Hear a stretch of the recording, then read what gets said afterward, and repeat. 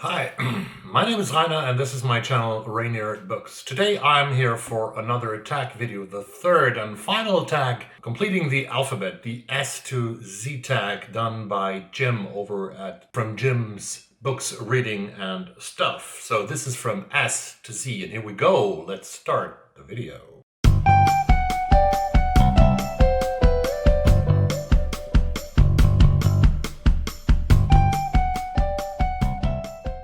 S is for science fiction. What is your favorite science fiction novel? I'm not a science fiction reader. I'm not an avid science fiction reader, which doesn't mean that I dislike the genre. It simply is not for me. I also do not read a lot of costume novels from other centuries than the ones that I have lived in. So to deliver something for the very start of this tag, I must refer to movies.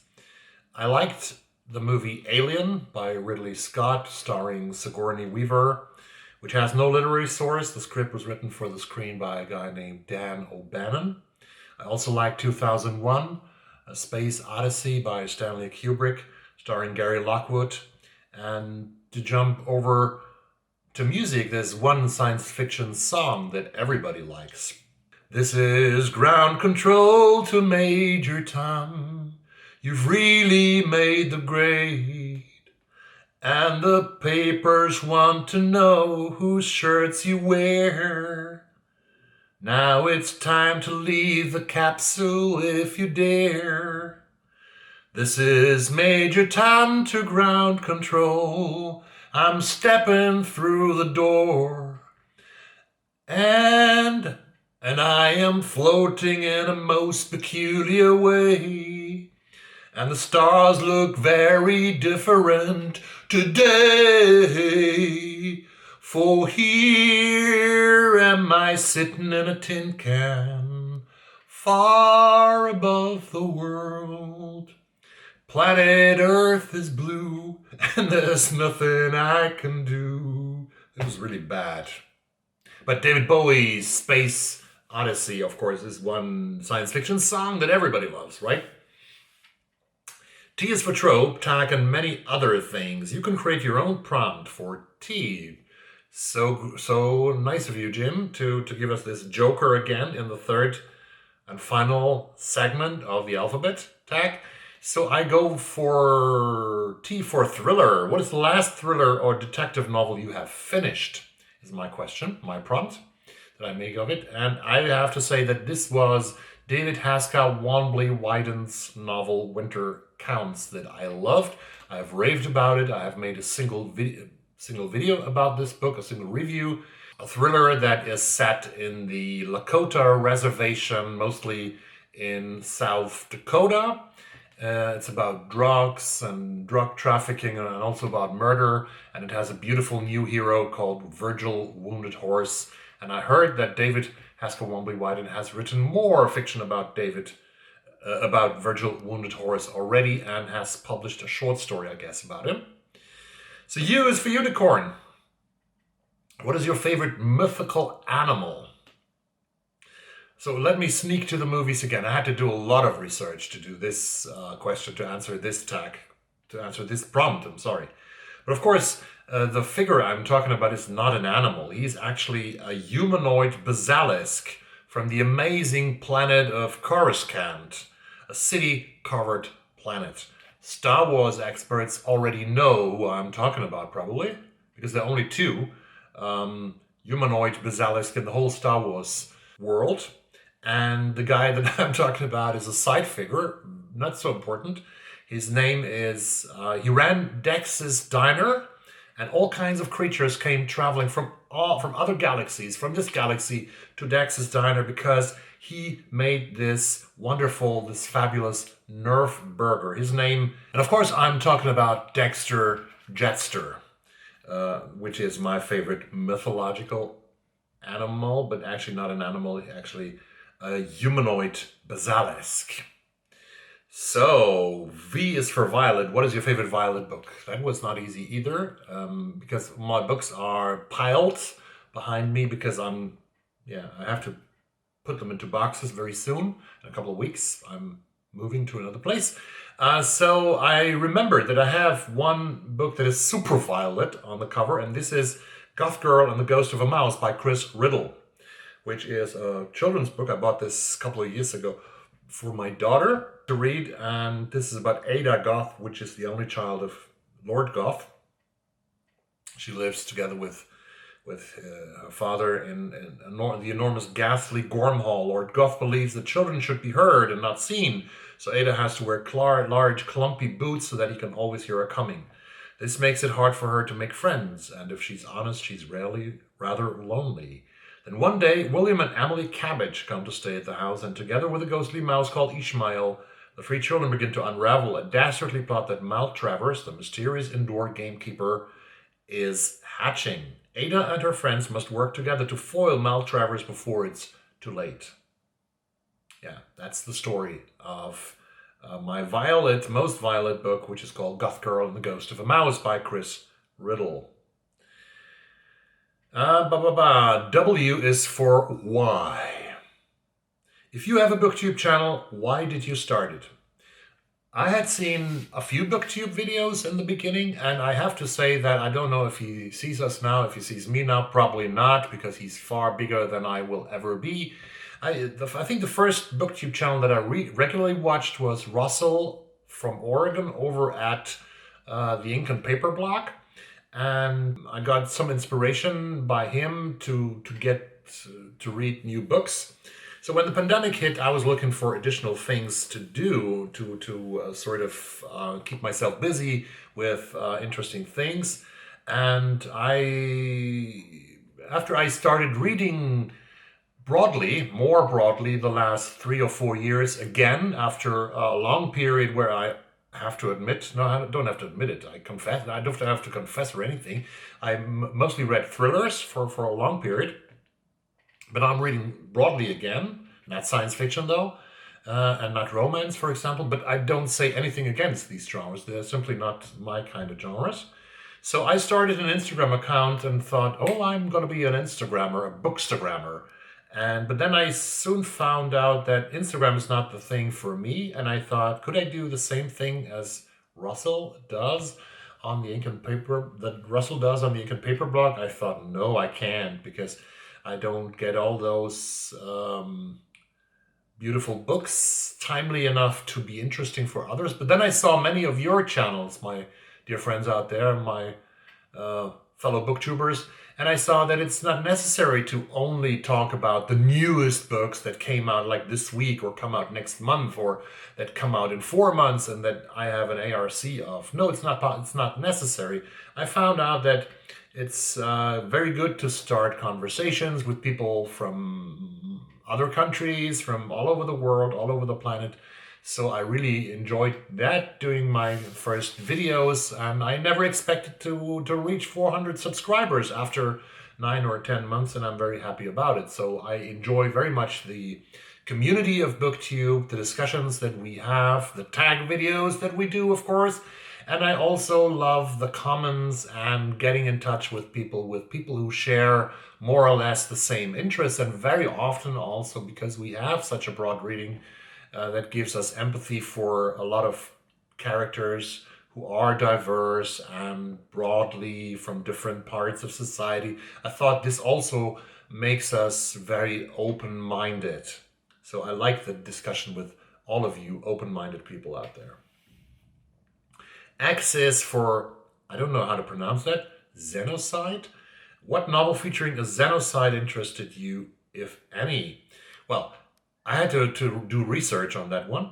The sci-fi author Orson Scott Card from the US made up this word, actually, Xenocide, for his 1991 novel, which means the complete annihilation or distinction of aliens comparable to genocide. But the eradication of a species or a population is genocide.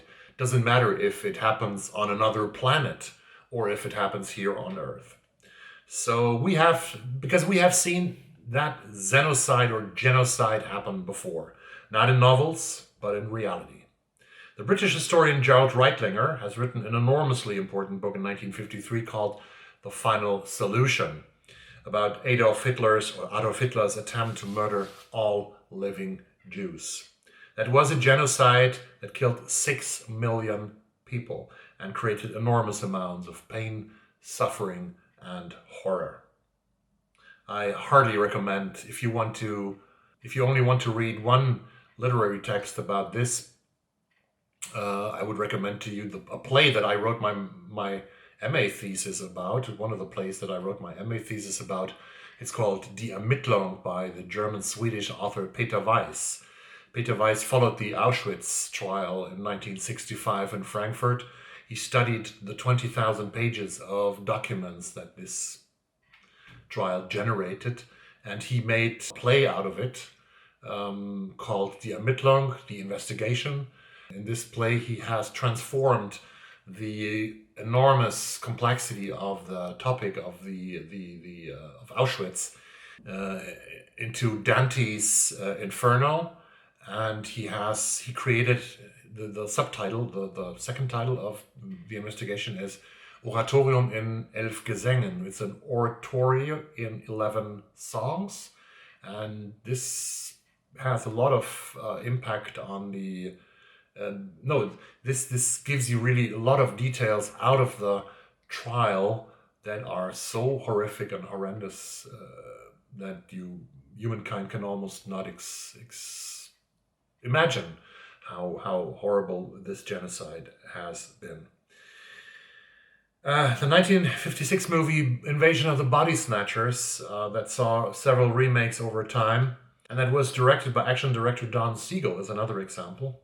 It had no intention to be a statement about the McCarthyism in the United States, but it still was a product of its time because it reminds you of McCarthyism, and many critics have written about that. The movie was based on a novel by Jack Finney, who also reportedly said that he had no political intentions writing that novel, The Body Snatchers. But The Body Snatchers are also a story where extinction happened because the Body Snatchers have to be is an aggressor that has to be